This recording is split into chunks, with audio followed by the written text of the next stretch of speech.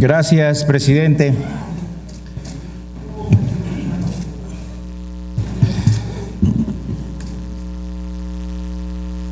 Sin lugar a dudas, este es un tema que nos debe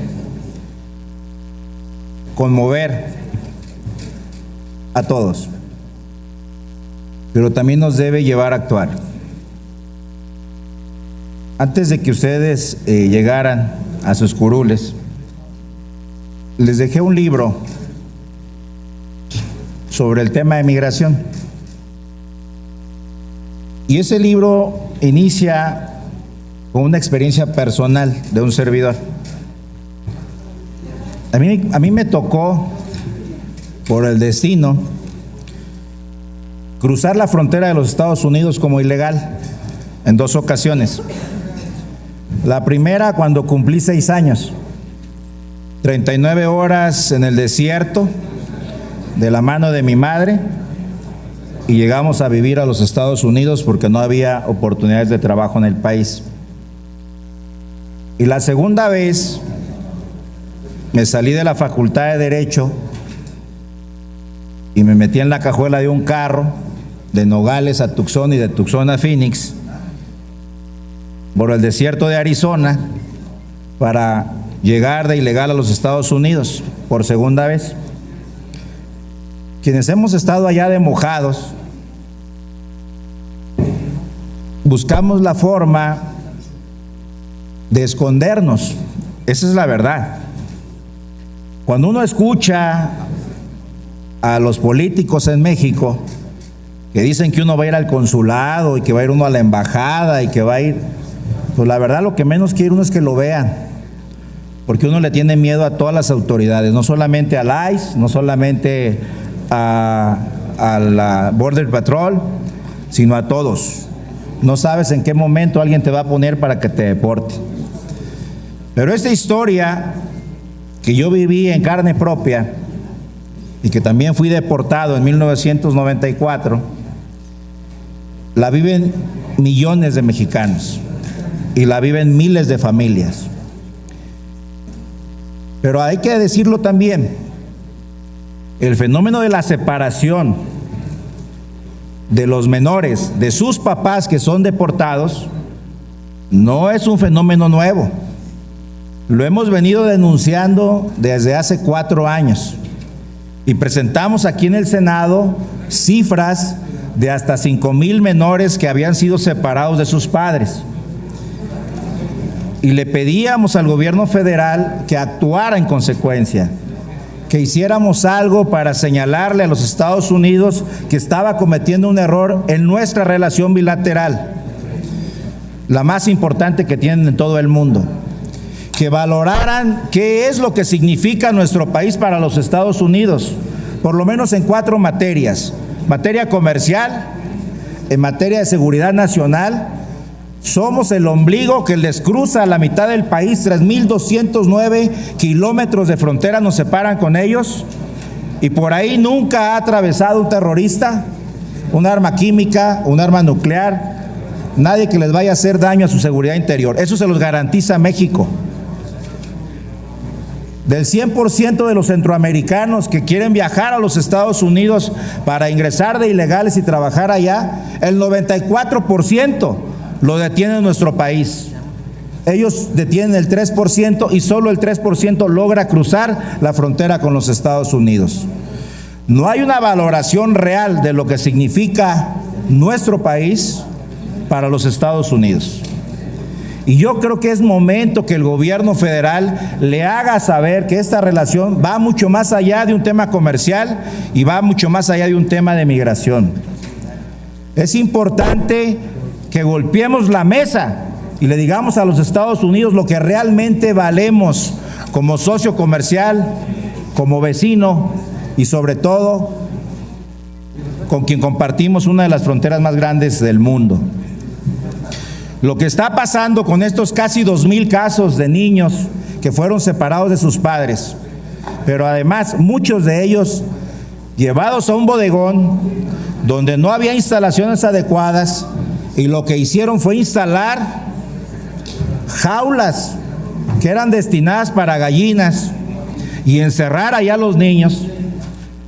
No había ni un solo precedente en los Estados Unidos, salvo el que se estableció en el año 2001 y 2002, después de las Torres Gemelas, cuando Estados Unidos le declaró la guerra al terrorismo y comenzaron las detenciones en Medio Oriente, y muchos prisioneros de guerra, que no podría calificársele prisioneros de guerra porque no se había declarado una guerra contra un país o un territorio, fueron llevados a Guantánamo.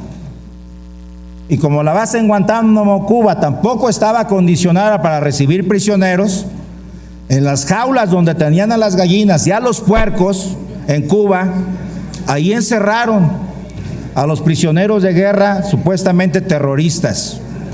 Es el mismo trato que le está dando Estados Unidos a los terroristas que llevó a Guantánamo, que a los niños que está deteniendo hoy en los Estados Unidos y los están metiendo en una jaula. No basta con un pronunciamiento del gobierno federal. Por supuesto, tenemos que hacer acciones mucho más fuertes.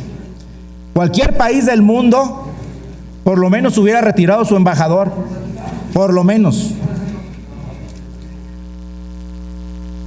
Miren lo que ha hecho México por Estados Unidos. Les voy a poner un solo ejemplo. Cuando Corea del Norte inició con sus ensayos nucleares, Estados Unidos se pronunció en contra de Corea del Norte. ¿Y qué hizo México?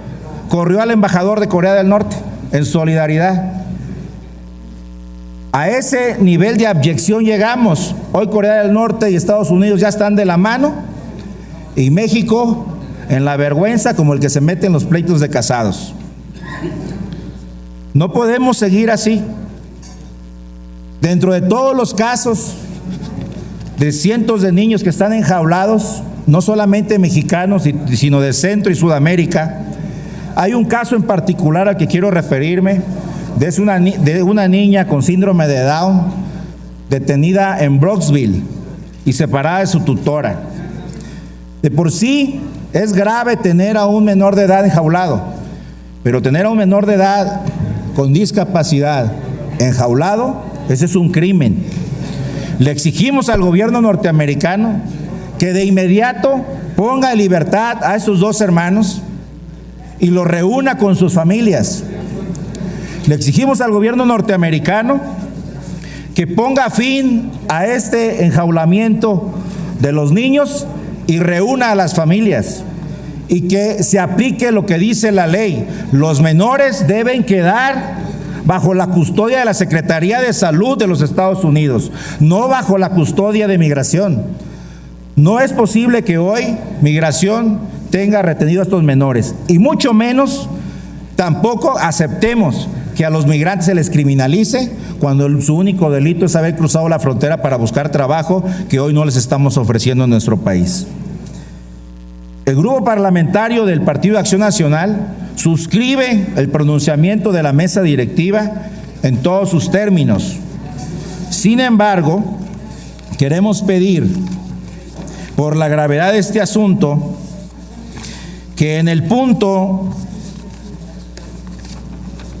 número 6, que se acuerda la creación de un grupo plural de 7 legisladores mexicanos para que acudan a entrevistarse con legisladores de ambas cámaras del Congreso de los Estados Unidos, que se quite el término a la brevedad y le pongamos un término de horas, porque mientras nosotros estamos aquí, hay muchos menores que siguen enjaulados en los Estados Unidos y hay muchos ilegales que siguen siendo detenidos y criminalizados. 1,600 la semana pasada.